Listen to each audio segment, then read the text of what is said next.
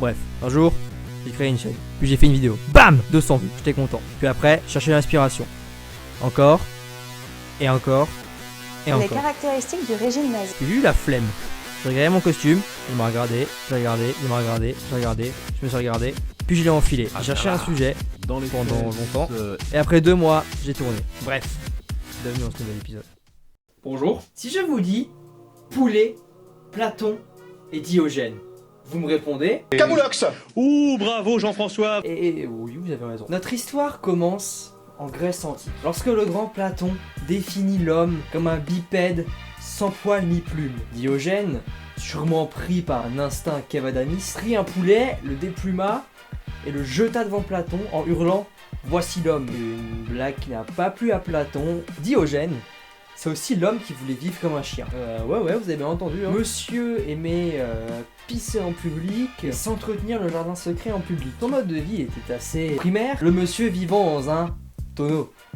Il avait aussi l'habitude de se balader dans la rue avec une lanterne en mode Gandalf et d'éclairer le visage des gens et de faire « Je cherche l'homme !» insinuant que les mecs à qui il parle, c'est pas des vrais hommes. Bref, Diogène, c'est pas le genre de mec que t'as envie d'avoir chez toi.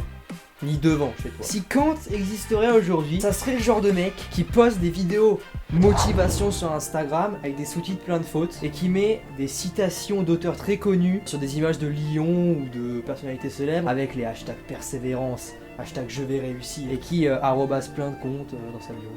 La philosophie de Kant était que si tu fais un truc, fais-le. Peu importe ce que tu pourras dire, peu importe ce que tu vas faire, fais-le. Antisthène et la finesse. Antisthène, c'est un philosophe qui l'avait un peu mauvaise d'avoir été dénigré par Platon. Du coup il s'est dit, idée de génie, je vais écrire un livre, Platon va l'appeler Satan, qui veut dire gros chibre. Parce que oui, gros chibre était une insulte à l'époque, car c'était pas bien vu dans la société d'avoir un gros chibre. Parce qu'un petit chibre, c'était synonyme de pureté et d'éducation. Je pense que je dois manquer d'éducation. Je peux pas vraiment être sûr de ça.